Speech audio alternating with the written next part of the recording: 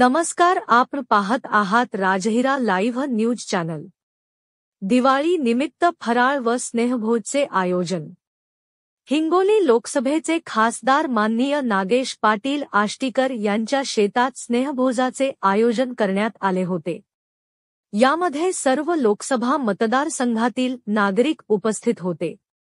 सर्वांनी एकमेकांना शुभेच्छा देऊन आनंद द्विगुणित केला। स्नेहभोजासोबतच संगीत मैफिलीचे आयोजन करण्यात आले होते। त्यामुळे नागरिक सकाळी 11 पासून सायंकाळपर्यंत आपल्या लाडक्या खासदारांना शुभेच्छा देण्यासाठी रांग लागली होती।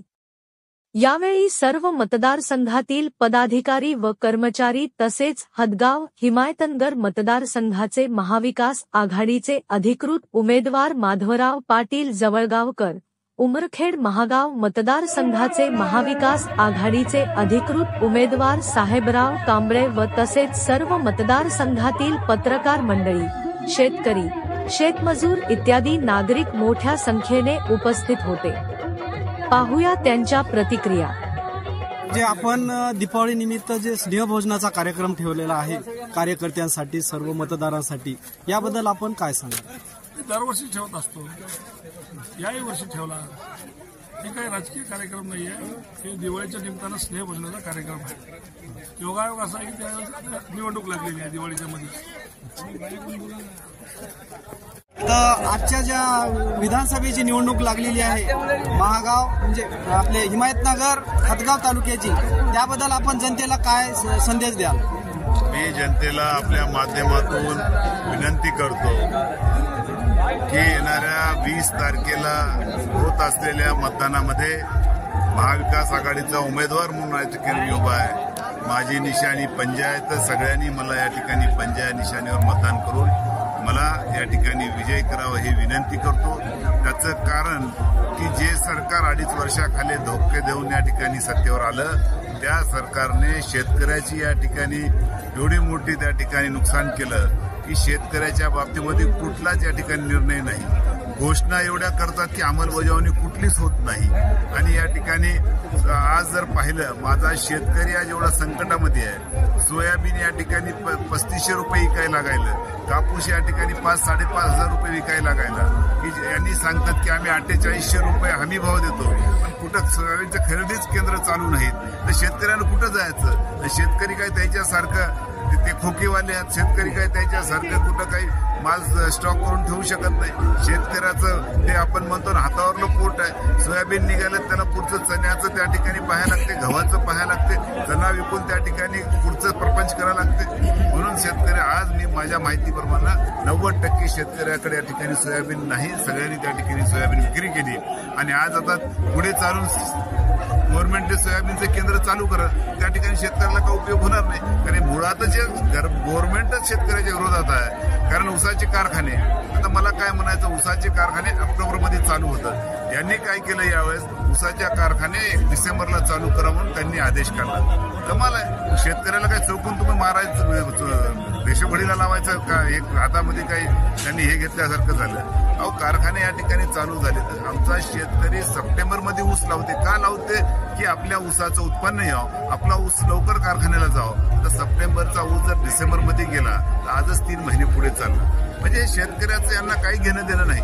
मी तर वेगळंच ऐकलं की मतदानासाठी काहीतरी तारीख पुढे ढकलली म्हणतात। अरे वा, सरकार म्हणजे स्वतःच्या स्वार्थासाठी जर तुम्ही शेतकऱ्याला मारत असाल तर याच्यापेक्षा मोठं पाप यांनी कोणतं केलं नाही। त्यांना मी एकच आव्हान करतो, शेतकरी असो, शेतमजूर असो, का या ठिकाणी ग्रामीण भागातला व्यापारी असो, आज व्यापारी सुद्धा परेशान आहे। ते म्हणजे आज माझ्यामध्ये ते तुमचं काय GST, तुमचा तो जे काही समजा त्यांनी या ठिकाणी निर्बंध लावले, त्याच्यामध्ये सगळेच परेशान आहेत। सगळेजण या ठिकाणी कदरले, सगळेजण म्हणाले की 20 तारीख केव्हा येते आणि या सरकारला केव्हा आपण खाली खेचू। म्हणून मी सगळ्याला विनंती करतो, अशा सरकारला, अशा राज्यकर्त्याला त्यांची जागा दाखवण्यासाठी 20 तारखेला महाविकास आघाडीचं सरकार या राज्यामध्ये आणावं, अशी सगळ्या मी जनतेला आपल्या माध्यमातून विनंती करतो।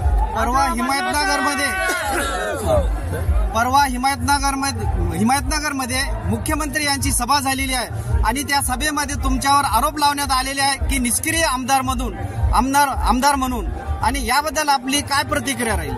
आता मला काय म्हणायचं, ज्यानं कोणी या ठिकाणी निष्क्रिय आमदार म्हणून आरोप केला, कोण केला हे मला माहित नाही, पण ज्यांनी केलं असं, त्या ज्या व्यक्तीचं मला समजलं असं कोण केलं, तर मी म्हणण्यापेक्षा मी सांगलं असतं की ज्यांनी आरोप केला त्याची काय जनमानसामध्ये अवकात आहे, जनमानसामध्ये त्याची काय किंमत आहे, आणि जनमानसामध्ये ते कोणाच्या का उपयोगी पडले हे तर मला सांगता आलं असतं. कारण आज मी सांगतो, मी कालच नाही, मी 2 टर्म आमदार आहे.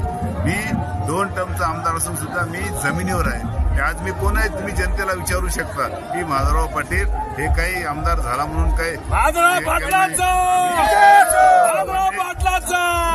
जनतेमध्ये राहून काम करणारा मी व्यक्ती आहे. त्याच्यामुळं आणि दुसरं सांगायचं म्हणजे या हदगाव हिमायतनगर तालुक्यामध्ये ग्रीड नावाची योजना आहे वॉटर सप्लायची, जी योजना महाराष्ट्रामध्ये, अख्ख्या महाराष्ट्रामध्ये नंबर 1 वर जर चालू असेल काम तर ते हदगाव हिमायतनगरचं चालू आहे. आज माझ्या मतदारसंघातली ग्रीडच्या योजनेचं 75% काम पूर्ण झालं, जे महाराष्ट्रामध्ये टॉप मोस्टला आहे. पेनगंगेच्या नदीच्या पात्रावर 4 बॅरेज मी मंजूर केले या ठिकाणी. त्या 4 बॅरेजचे वर्क ऑर्डर झाले, त्याचंही काम त्या ठिकाणी चालू होणार आहे. आज तुम्ही पाहता हदगाव हिमायतनगरमध्ये कोण्या भागात जा, तुम्हाला त्या ठिकाणी रस्त्याचा अभाव दिसणार नाही. त्या ठिकाणी पूर्ण रस्त्याचं काम केलेलं आहे. आणि जे कॅनल या ठिकाणी आहे, त्या कॅनलची बऱ्याच दिवसापासून तर त्या ठिकाणी मेंटेनन्स झालं नव्हतं. त्यासाठी जवळपास 200-250 कोटी रुपये या मतदारसंघाच्या कॅनलच्या कामासाठी मंजूर केले. हे काय उगाच आले का? जर एका दिवस मी काम केलं नसतं तर हे कुठून आलं असतं? म्हणून या जनतेच्या आशीर्वादाने मी या मतदारसंघामध्ये जे काही मला करता आलं ते केलं. मी शेतकऱ्याच्या अडचणीमध्ये, शेतकऱ्याच्या पिकासाठी, शेतकऱ्याच्या पीक विम्यासाठी वारंवार त्या ठिकाणी शेतकऱ्याच्या पाठीमागं खंबीरपणे उभा राहून त्यांना न्याय मिळवून देण्यासाठी सुद्धा मी त्या ठिकाणी वरचेवर जेव्हा अडचण आली त्यावेळेस मदत सुद्धा आम्ही त्या ठिकाणी केली. हे असं निष्क्रिय कोणी म्हणण्यापेक्षा मला माझ्या जनतेने म्हणावं त्यावेळेस मी सांगेल, अशा या स्वतःला आणि स्वतःची पाठ स्वतः थोपटून घेणाऱ्याला त्याला मी किंमत देत नाही. मी जनतेला त्या ठिकाणी हिमायतनगर विधानसभा मतदारसंघामध्ये काँग्रेसचे अधिकृत उमेदवार माननीय माधवराव पाटील जवळगावकर हे उभे आहेत. तद्वतच मी साहेबराव दत्तराव कांबळे उमरखेड महागाव विधानसभा मतदारसंघामध्ये काँग्रेसचा अधिकृत उमेदवार आहे. हदगाव हिमायतनगर मतदारसंघातील सर्व मतदार बंधूंना माझी विनंती आहे, आपले काँग्रेसचे अधिकृत उमेदवार माधवराव पाटील जवळगावकर आहेत. यांची निशाणी पंजा आहे. पंजाच्या निशाणीवर बटन दाबून सर्वात जास्तीत जास्त मतांनी विजयी करावं अशी मी सर्व समाज बांधवांना विनंती करतो. तद्वतच साहेबांचा मला पाठिंबा उमरखेड महागाव विधानसभा मतदारसंघात असल्यामुळे तिथे त्यांची मला मदत होत आहे. तेव्हा समाज बांधवांना विनंती करतो की हदगाव हिमायतनगर मतदारसंघामध्ये साहेबांच्या पाठीशी भक्कमपणे आपण उभं राहावं अशी मी सर्वांना विनंती करतो.